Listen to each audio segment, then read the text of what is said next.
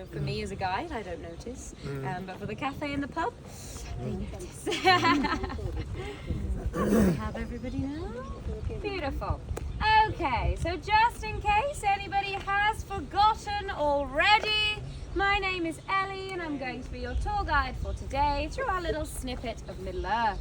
But in the meantime, I have a few questions for you guys. So show of hands, who has seen the Hobbit movies? Oh, that is what I like to see. Hands up if we have seen Lord of the Rings. Even better. Who has read the books? Very good. Now, who has absolutely no idea what's going on and has just been dragged in? Now, there's always a few, but hopefully by the end, you'll be number one fan. That's why we came. If we knew all about it, we wouldn't come here. Oh, there we go. That's nice. We came to learn something. Yeah. Well, that is what we like. Hopefully by the end, you will learn as much as possible. No test. No, I'll try not to test you. I'll try not to test you. Now, as we did say, we are a working farm, so that does mean we have a few health and safety points that we need to go over with you. Very, very cool.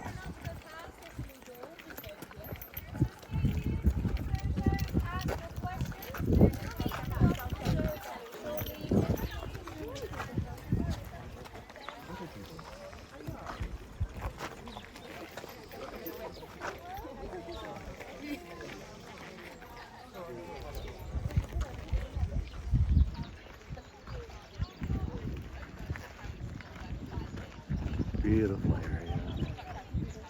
Working sheep farm. Perfect temperature, perfect day. This is where the hobbits, do their farming. Love that tree. Every hobbit has a hole.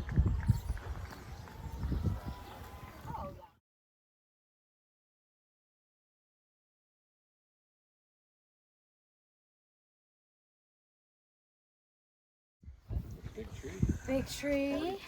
Party tree. That is indeed a party tree. That's fabulous. Anybody recognise this little triangle? Well, I guess it's a good job. I'm going to tell you. So what we see, Frodo and Gandalf come riding in just here on the horse-drawn cart in one of the first scenes in the Fellowship of the Ring, which is the first movie in the Lord of the Rings trilogy. Now, when they ride in on this cart, I find it particularly interesting because it looks like they are sat next to each other on the cart, doesn't it?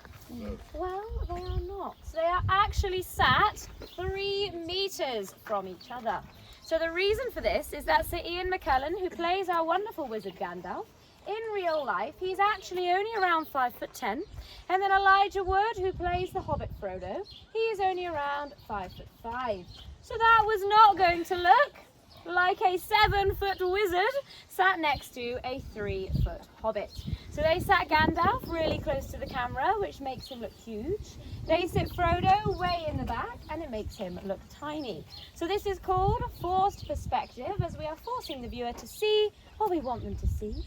But I prefer movie magic. I think it sounds just a little bit nicer. I think he wants to go on the adventure with Thorin and his company to save the Dwarven Kingdom of Erebor. And then he wakes up in the morning just a little bit surprised and disappointed that they have left without him. So what does he do? He jumps out of bed and he grabs the contract in his hand that states he might get incinerated by a dragon. He then runs out the big green door along the path we see just up there. He bounds through the grass down the hill into the Shire. He leaps over the fence across here. He makes his way through the beautiful vegetable garden. He passes his grumpy neighbour just here, Mr. Proudfoot, and heading in that direction says 5 famous words. What are they? Goodbye. Almost, yeah. It's on the tip of all of your tongues. I'm going on an adventure. Now this is a judgment-free nerd zone. If anybody would like to recreate the scene, I can give you the chance to do so. Do I have any takers? I'm not going to make you run from the top of the hill to the worried looks on your faces. But if anybody wants to run in that direction and fulfill their lifelong dreams of being a hobbit, I can do that for you. Come on, guys, I've done it. There's no shame. Yeah, Debbie will. Dobbing her in. Would you like to, my lovely? A really cool tour. What a great guide on a perfect day. A very neat place.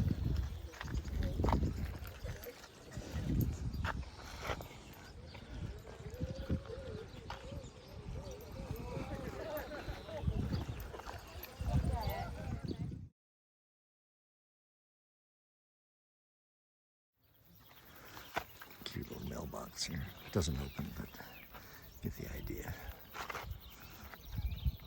The Dell, and we like to say it is a community inside a community of 7 hobbit holes. Now, did anybody notice anything in particular that stood out about these hobbit holes? I heard someone say honey. Yeah, we saw the honey. So up the hill we saw the chess player and the fishmonger. Now here we have the beekeeper. So he does have his beehives going all the way up the hill and the honey on the tables.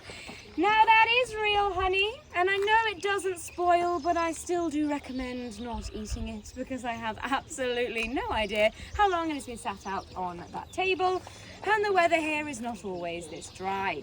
Now, I know I said that anything on the table actually can be artificial, so this is real, but anything else you see will have been made by our wonderful set decorators, and anything growing from the ground is real and has been planted by our incredible gardeners. Now, anytime the vegetables need to be harvested, they actually get to take them home to eat them with their families, which is really special.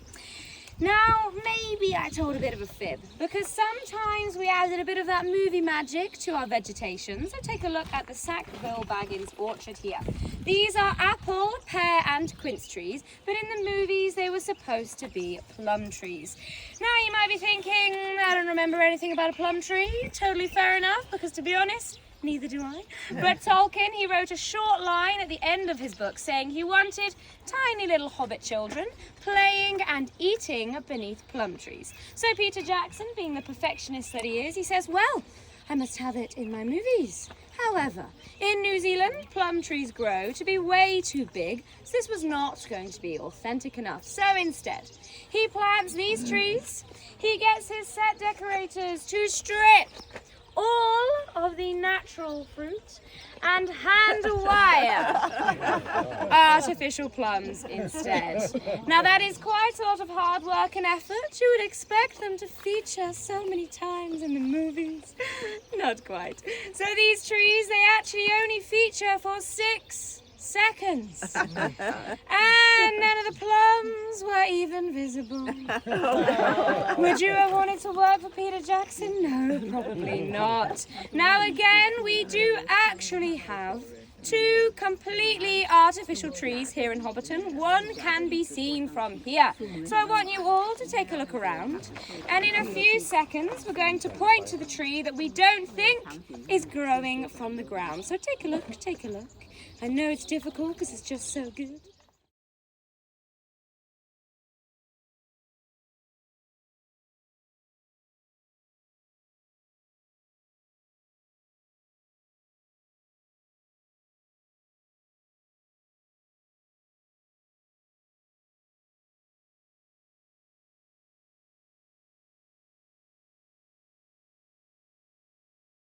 More specific to the ground we are on right now.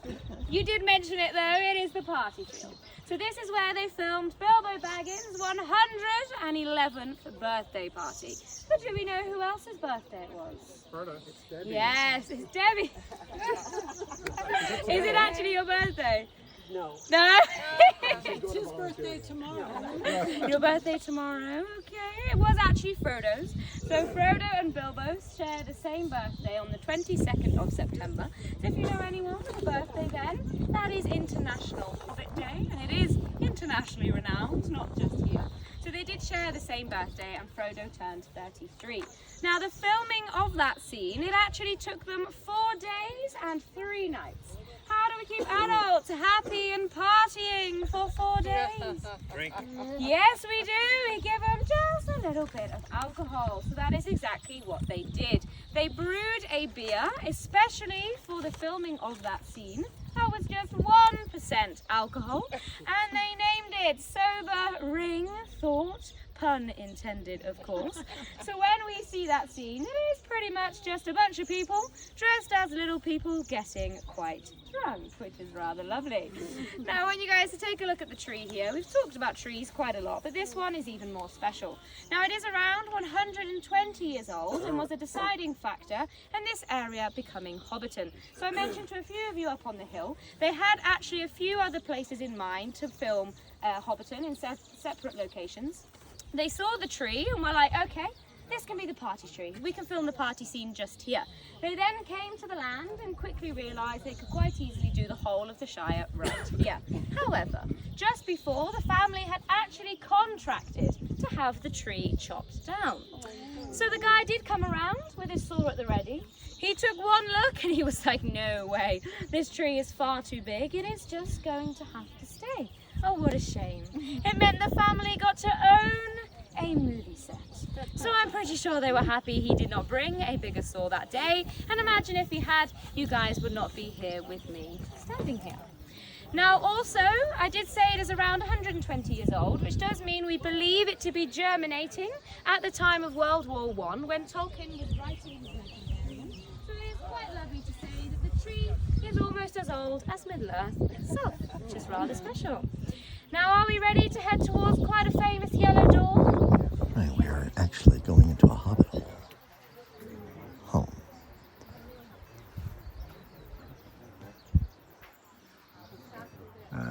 It's amazing what they've Watch done. your head, Aaron. Yeah, I don't know if you want to do this or not.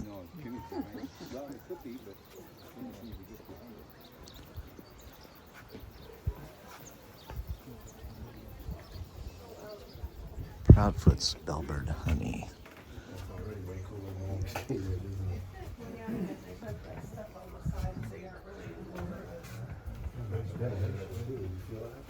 I'm of a good height. I don't have to worry about bumping my head.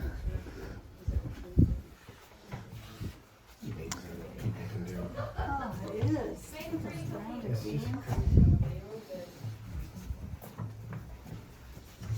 And like I said, a journey of exploration, so please explore, guys. We have two halves to the home, so when we are ready to venture on, I will let you know.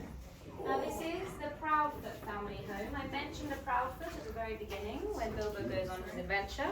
For anybody who has seen the movies recently, see if you can spot his face on the family tree. Sorry? Are they proud feet? Proud feet, there they are indeed. I never know if people are going to understand, but yes, you got it right. So see if you can spot him on the tree. You can open it as well. Lots of detail. The hobbits are built into the rock. Yes. Yes. They clear out, Yes. So they had to landscape out. fill it in, Yeah. and then cover it with dirt.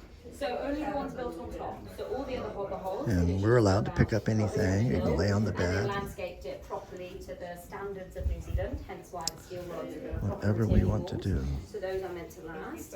Originally it was just meant to be of plywood and Little polystyrene. hobbit chairs kind of So those furniture. holes were left in the hill over the 10 years. Sheep were let back into the farm. A real wood The hobber holes fireplace. built on top, like this Not one, fake on wood. top of the land because it is so big. They did turf. So they dirt and turf. All the others built into the house. It's just a song. Yes, so the red door that we went inside, that's what all of the hobber holes look like. I think I need a picture here. You can fit quite a few people inside of them, so when they were filming, the actors were able to be filmed going into the hill. Yes, it's not decorated quite like And this. then they would have to Yeah, so the steel goes all the way back into the hill, so it keeps the hobber holes stable as they are now. So we should have the It's a lot more spacious than when we,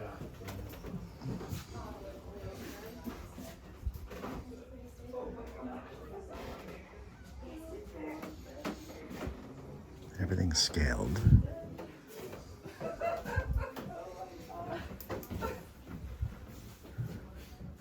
Papa Bear doesn't fit here. Can you imagine Gandalf trying to go to sleep? Actually, yeah, so do you mind taking a picture?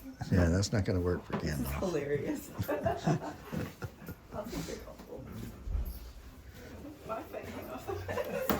Hello. Funny.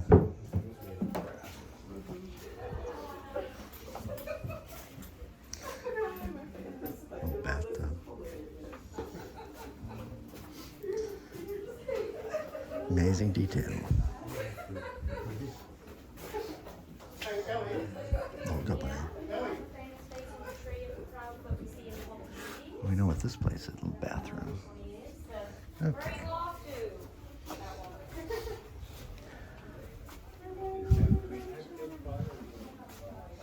So most of the Hobbit holes have nothing inside. And the tree in the background. Okay. Oh, I'm sorry.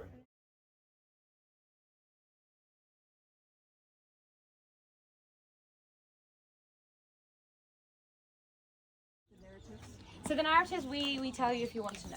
Yeah, so if people would like to know the lifestyles of the hobbits, I can give you a bit of information, but it's more so for you guys to kind of just look at their belongings and try and figure it out for yourselves. So they haven't made a book of all of that? That would No, be so good. so this is only just being created. So the stories of these hobbits were not in the movies, so these guys have come together to create these for you guys especially, to not take away from the hobbits we already know in the movies. So you guys had the Two-Foots, and we had the Proudfoot, so we know Proudfoot. So we know the Proudfoot, so you guys, do you remember I mentioned Proudfoot at the beginning, where he stands and goes, "Mr. Bilbo, where are you off to?" I'm going on an adventure. That Proudfoot, his family live in this hobbit hole, but he lives at the very beginning, yes. Wonderful. So what we're going to do now, because some of you said you were hungry, we are going to head to the pub. Big work for pub. Come on, guys. You enjoyed this? Definitely. Yeah. Heading to have some ginger beer.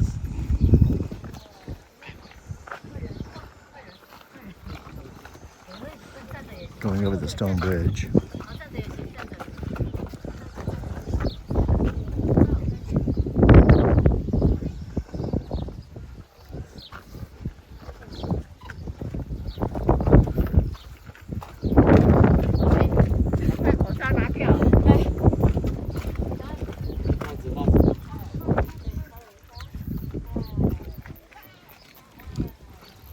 Ginger beer, or 3 other drink choices, but that's what I'm having.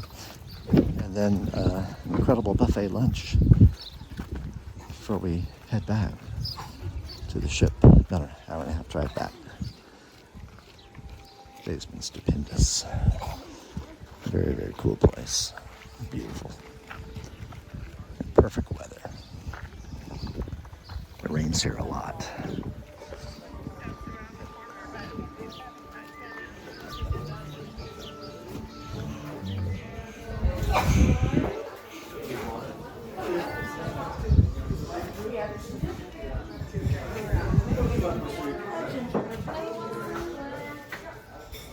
And you can take them up to the tent. Ginger beer, please. Worry about Coming right up. you're all good. And so Do the ones at this end. Not I.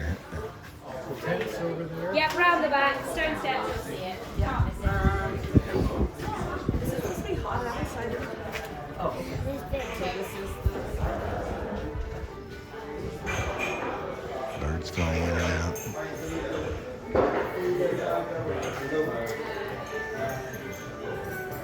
This looks like our table.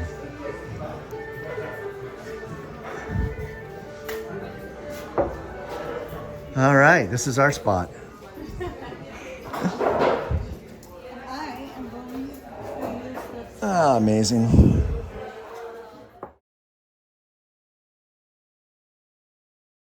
So now we have this incredible buffet lunch in this incredible, I don't know, tent area with our group, people, and it's going to be phenomenal. I'm going to leave you in the wonderful capable hands of Sandra and the Green Dragon team. So you guys are going to be The Green here, like Dragon I said, outside latest 2:20 pub. by the willow tree. I'll see you in about half an hour. So think of all those wonderful questions you have, and I'll see you soon. So enjoy your lunch, guys. Thank you, Ellie. Thank you. Thank you.